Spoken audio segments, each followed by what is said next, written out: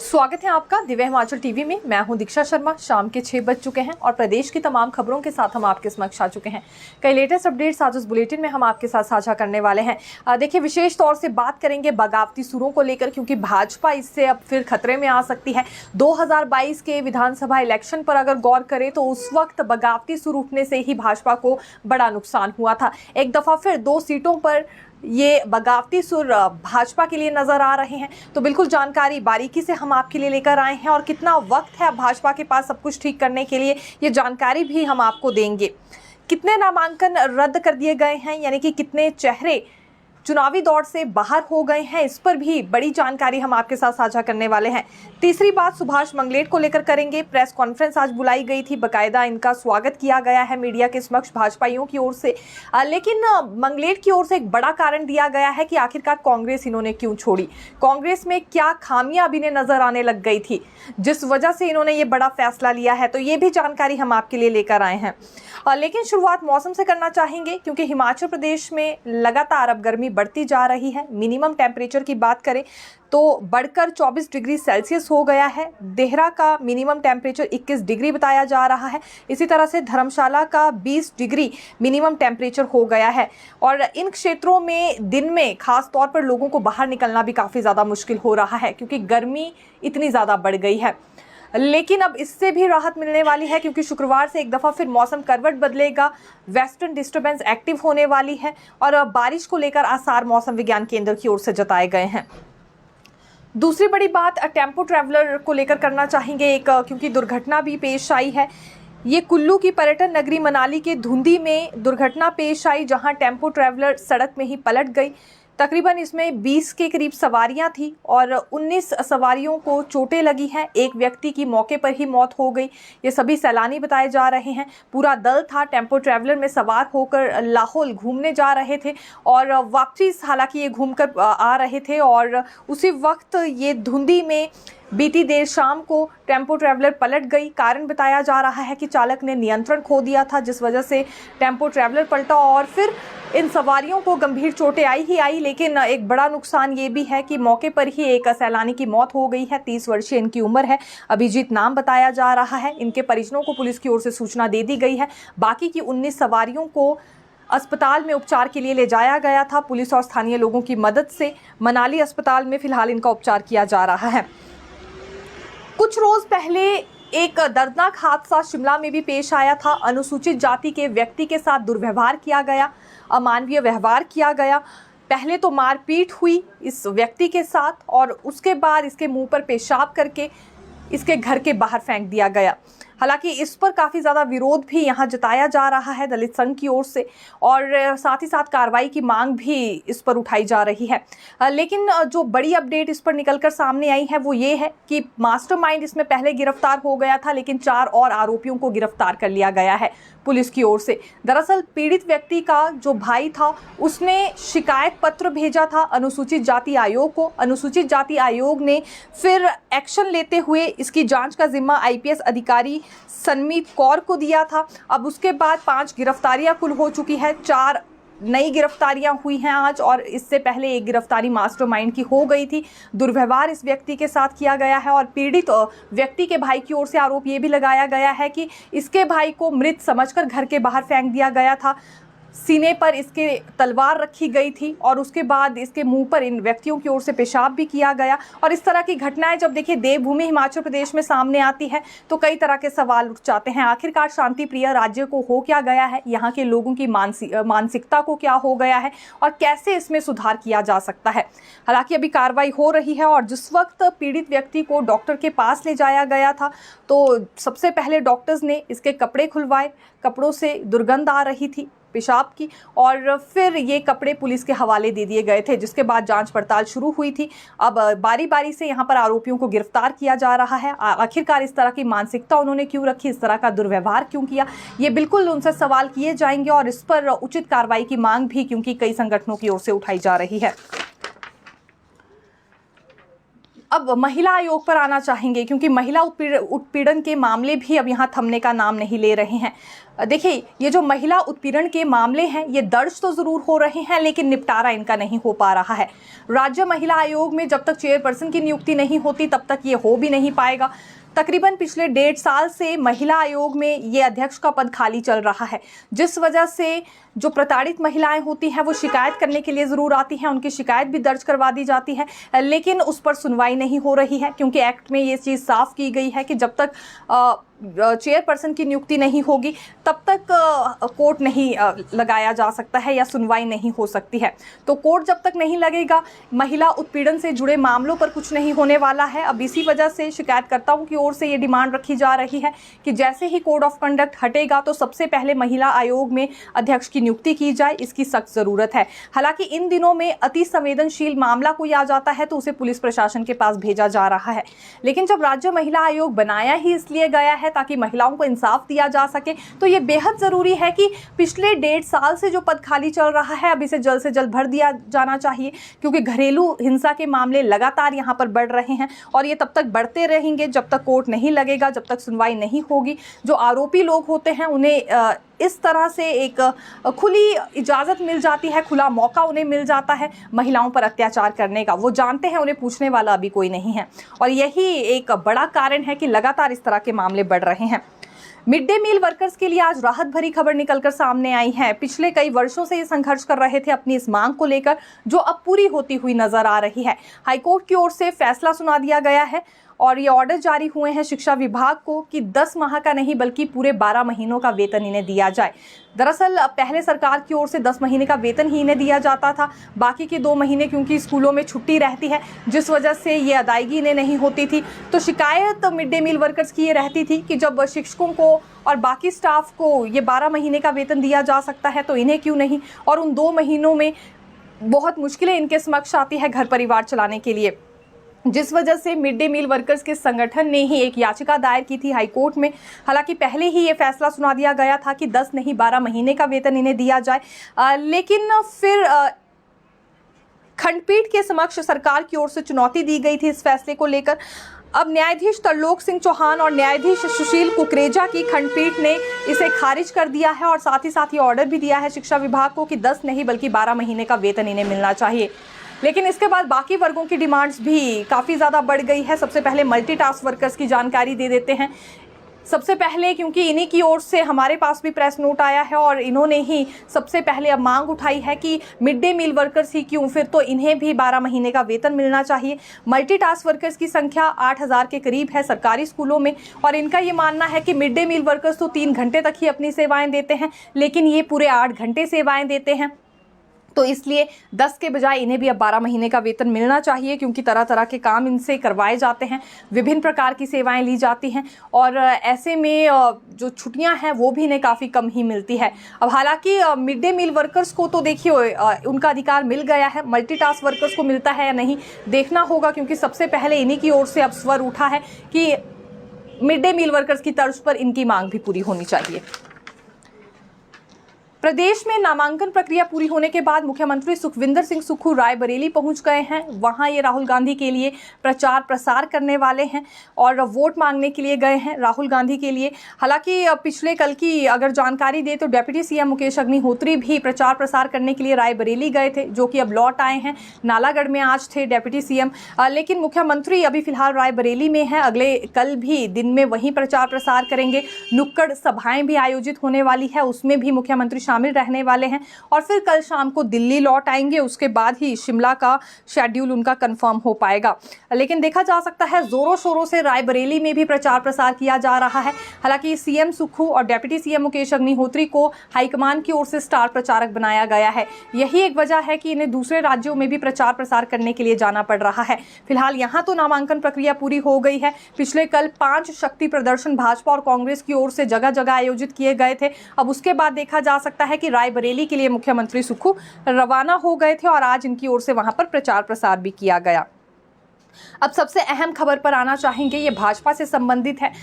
क्योंकि mission lotus का सपना अभी नहीं बल्कि काफ़ी पहले से भाजपा ने देखा था और बार बार जयराम ठाकुर की ओर से ये ऐलान उस वक्त भी किया जा रहा था कि मिशन लोटस सक्सेसफुल होने वाला है, दोबारा से भाजपा ही यहाँ सत्ता में आएगी। लेकिन ऐसा कुछ नहीं हो पाया। बड़ा कारण उसका ये था कि तकरीबन 21 जगहों पर बगावती सुर छिड़ गए थे। 21 सीटों पर भाजपा के खिलाफ बगावती सुर देखने के लिए मिले थे। इसका बड़ा नुकसान ये हुआ था कि तकरीबन 40,000 के करीब वोटों से भाजपा हार गई थी और अब दोबारा से कुछ वैसा ही होता हुआ नजर आ रहा है, क्योंकि फिर से मिशन लोटस का सपना लेकर भाजपा चल रही है। बार बार नेता प्रतिपक्ष जयराम ठाकुर या प्रदेश अध्यक्ष डॉक्टर राजीव बिंदल ये कहते हुए नजर आ रहे हैं कि केवल केंद्र में नहीं बल्कि अब यहाँ राज्य में भी भाजपा की सरकार बनने वाली है जैसे ही लोकसभा चुनावों का और उपचुनावों का रिजल्ट घोषित होगा। लेकिन ये संभव कैसे है जब एक दफा फिर बगावती सुर उठ गए हैं। ये 2 सीटों को लेकर हम जानकारी देना चाहेंगे।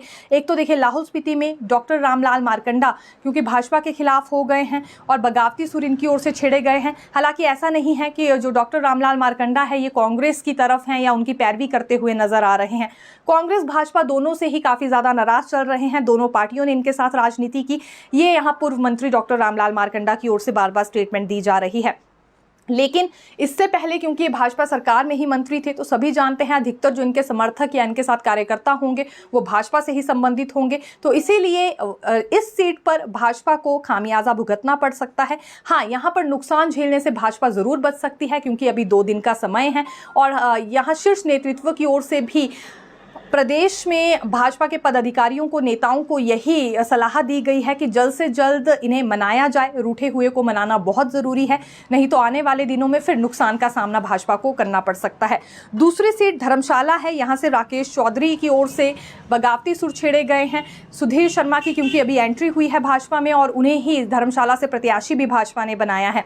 राकेश चौधरी इससे नाराज हो गए हैं इससे पहले विधानसभा चुनावों में क्योंकि यही वहाँ से प्रत्याशी थे और अब बगावती सुर तो इन्होंने भी छेड़ दिए हैं। साथ ही साथ चुनाव लड़ने का फैसला भी किया है। अगर ऐसा होता है तो फिर नुकसान देखना पड़ सकता है इस सीट पर भाजपा को भी, क्योंकि ये कई तरह के गुट बन जाते हैं। अब जो राकेश चौधरी के समर्थक होंगे वो उनके साथ ही जाएंगे, उन्हें ही वोटिंग करेंगे। तो ऐसे में ये जरूरी है कि इन दोनों को मना लिया जाए ताकि निर्दलीय जो इन्होंने चुनाव लड़ने का ऐलान किया है उस ऐलान को ये वापस ले और फिर कहीं जाकर डैमेज कंट्रोल हो सके। खैर, ऐसा होता है नहीं होता है ये तो आने वाले दिनों में ही हम देखने वाले हैं। लेकिन इस नुकसान से बचने के लिए भाजपा क्या कुछ कहती है, विशेष तौर से तब जब शीर्ष नेतृत्व की ओर से भी इन नेताओं को मनाने के लिए अब यहाँ भाजपा को कह दिया गया हो। तो हिमाचल भाजपा का नेतृत्व इस पर क्या कुछ कदम उठाता है ये देखना काफी ज्यादा दिलचस्प और रोचक रहने वाला है। कुछ नए चेहरे भी भाजपा में शामिल हुए हैं। लगातार हम देख रहे हैं कि कांग्रेस का हाथ छोड़ भाजपा का दामन कई बड़े चेहरे थाम रहे हैं और ऐसा क्यों हो रहा है इसके पीछे की वजह भी आज सामने आ गई है।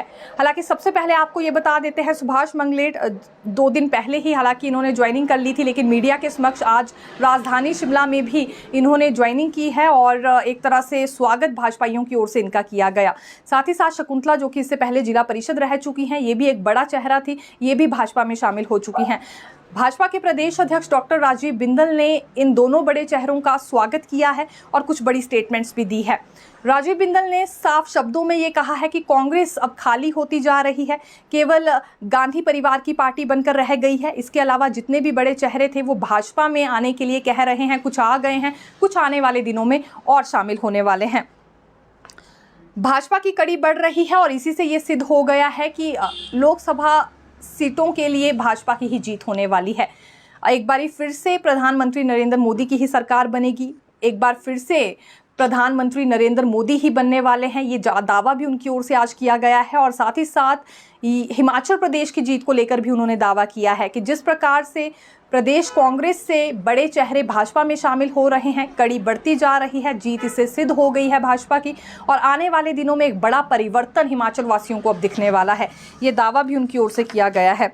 हालांकि सुभाष मंगलेट जो कि स्वर्गीय वीरभद्र सिंह के काफ़ी करीबी माने जाते थे, आखिरकार ऐसी क्या नौबत आ गई जो इन्होंने भाजपा का हाथ थाम लिया और कांग्रेस का दामन छोड़ दिया। तो देखिए, ये वजह भी आज इन्होंने बताई है। सबसे पहली बात तो इन्होंने ये कही कि वीआईपी सिस्टम ही कांग्रेस में खत्म नहीं हो रहा है। राजीव शुक्ला जो कि कांग्रेस के प्रभारी हैं, वो मैच देखने के लिए यहाँ पहुँचते भी हैं लेकिन इतना ज़रूरी नहीं समझते कि पार्टी के लोगों से भी वो मुलाकात करें। 7 स्टार होटल से नीचे पार्टी के नेताओं की बातें नहीं खत्म होती हैं। तो ऐसी पार्टी में रहना उन्हें गवारा नहीं था, इसीलिए कांग्रेस का हाथ छोड़ उन्होंने भाजपा का दामन थाम लिया है।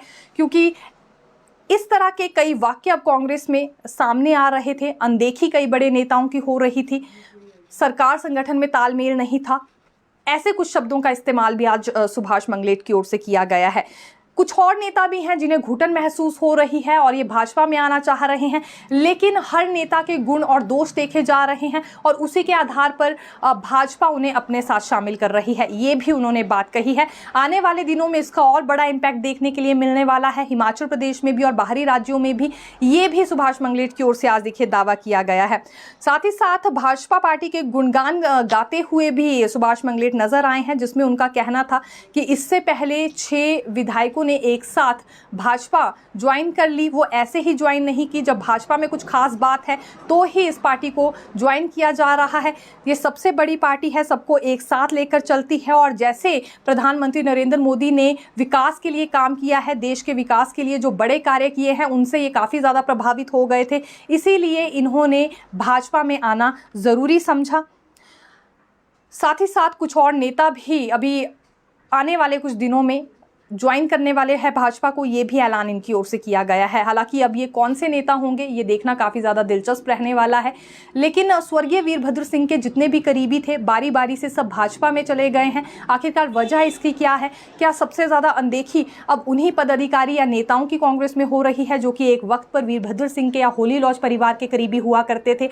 और अगर ऐसा है तो ऐसा क्यों हो रहा है? क्या कांग्रेस को इस वक्त ऐसा नहीं लगता है कि सरकार और संगठन में तालमेल बनाना बहुत ज़्यादा ज़रूरी है? और इस बात की शिकायत तो खुद भी सांसद प्रतिभा सिंह देखिए कई दफ़ा कर चुकी हैं। उनका ये कहना रहता है कि हाईकमान के समक्ष भी उन्होंने ये मुद्दा उठाया है कि बहुत सारे लोगों की अनदेखी हो रही है जो नाराज़ चल रहे हैं। और 2 महीने पहले भी जब उन्होंने ये स्टेटमेंट दी थी तो भी उनका यही मानना था कि अनदेखी हुई है, जिस वजह से इस तरह की परिस्थितियाँ बनी हैं। और जो 6 के करीब नेता थे जिन्होंने क्रॉस वोटिंग की, वो भी इसी का ही परिणाम है कि अनदेखी हुई है, उनकी बात नहीं मानी गई, सभी को एक बराबर सरकार संगठन में नहीं तोला जा रहा है। फिलहाल अब आने वाले समय में कांग्रेस इसमें सुधार करती है या नहीं, ये देखना काफ़ी ज़्यादा दिलचस्प रहने वाला है। नेता प्रतिपक्ष जयराम ठाकुर ने भी सुभाष मंगलेट का स्वागत किया है। पूरा सम्मान उन्हें पार्टी में मिलेगा और उनके आने से चौपाल में भाजपा को बहुत बड़ा फायदा मिलने वाला है, ये भी नेता प्रतिपक्ष का मानना था। दूसरी ओर उनका ये कहना था कि पिछले कल ही अब तो भाजपा देख चुकी है कि किस नेता के साथ भाजपा का मुकाबला है और किसके साथ नहीं है। वो हाईकमान का आभार व्यक्त करते हैं कि समय से यहाँ प्रत्याशी तय कर लिए गए, जिस वजह से और ज़्यादा मजबूती भाजपा के प्रत्याशियों को और पार्टी को मिली है। कार्यकर्ताओं को भी और ज़्यादा जोश भरने के लिए नेता प्रतिपक्ष की ओर से सलाह दी गई है। और साथ ही साथ उन्होंने मुख्यमंत्री सुक्खू को ये नसीहत दी है कि बिना मुद्दे की वो कोई भी बात ना करे। चुनावी मुद्दों पर भाजपा चुनाव लड़ना चाह रही है और जो जनता से जुड़े मुद्दे हैं उन्हें जनता के बीच रखना चाह रही है, लेकिन ऐसे में बिना सरपाओं की बातें कांग्रेस नेताओं की ओर से की जा रही है जो ठीक नहीं है। ये भी नेता प्रतिपक्ष जयराम ठाकुर की ओर से आज स्टेटमेंट दी गई है। मंडी में बहुमत के साथ हम जीतने वाले हैं, ये भी दावा जयराम ठाकुर ने किया है। और दूसरी बड़ी बात उन्होंने मुख्यमंत्री सुक्खू को ये भी कही कि पार्ट 2 की बात वो ना करे, कम से कम अपना पार्ट 1 संभाल ले।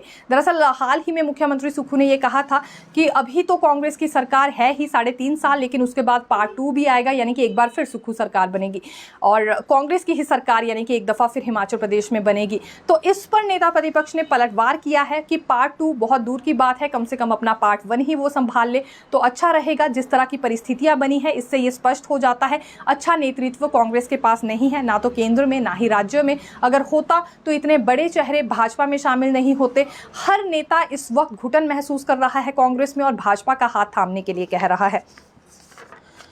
शिमला संसदीय सीट से भाजपा प्रत्याशी सुरेश कश्यप ने भी आज कुछ नए ऐलान किए हैं। ठियोग में दरअसल इन्होंने जनसभा संबोधित की, जहां इनका ये कहना था कि तकरीबन 6 से 7 बड़े प्रोजेक्ट्स को इन्होंने स्वीकृति दिलाई है और भी जो बड़ी उपलब्धियां या बड़े कार्य इनकी ओर से हुए हैं वो भी जनता के बीच इन्होंने रखे। और जो लोग ये पूछ रहे हैं कि आखिरकार सुरेश कश्यप ने किया ही क्या है, उन पर पलटवार करते हुए आज ये भी इन्होंने बात कही है कि जिस तरह के विकासात्मक कार्य इन्होंने करवाए हैं वैसे वो करके दिखा दे, क्योंकि हर किसी के लिए ये मुमकिन नहीं है। केंद्र में नरेंद्र मोदी जी की सरकार है, इसीलिए हिमाचल प्रदेश में भी विकास हो पा रहा है। इससे पहले जब कांग्रेस की सरकार थी केंद्र में, तो हिमाचल प्रदेश की तरफ वो देखना भी पसंद नहीं करते थे। कुछ ऐसे शब्द आज इनकी ओर से भी कहे गए हैं और 5 वर्षों में किए गए बड़े कार्यों को भी इन्होंने अपनी जनसभा में गिनवाया है। आज देखिए कितने नामांकन रद्द हुए हैं, ये भी आपको बता देते हैं। तकरीबन 19 प्रत्याशी हैं जो कि चुनावी दौर से बाहर हो गए हैं। इसमें 11 नामांकन लोकसभा उम्मीदवारों के रद्द हुए हैं, जबकि 8 नामांकन विधानसभा उपचुनाव के रद्द हुए हैं। लोकसभा में 51 नामांकन दाखिल किए गए थे, इनमें से 11 रद्द हो गए हैं। अब 40 उम्मीदवार ही मैदान में हैं। विधानसभा में जैसा कि हमने कहा जो उपचुनाव होने हैं, इसमें 8 नामांकन रद्द हुए हैं और अब 25 उम्मीदवार ही मैदान में बचे हैं। हालांकि 17 मई तक अभी नाम वापस लिए जा सकते हैं और उसके बाद ही ये स्थिति साफ होगी। फिलहाल शिमला संसदीय सीट से रीना कश्यप की ओर से भी नामांकन भरा गया था कवरिंग कैंडिडेट के तौर पर, तो ये भी वापस ले लिया गया है। तो फिलहाल के लिए यही जानकारी, फिर मिलेंगे नई खबर के साथ। देखते रहिए दिव्य हिमाचल टीवी। धन्यवाद।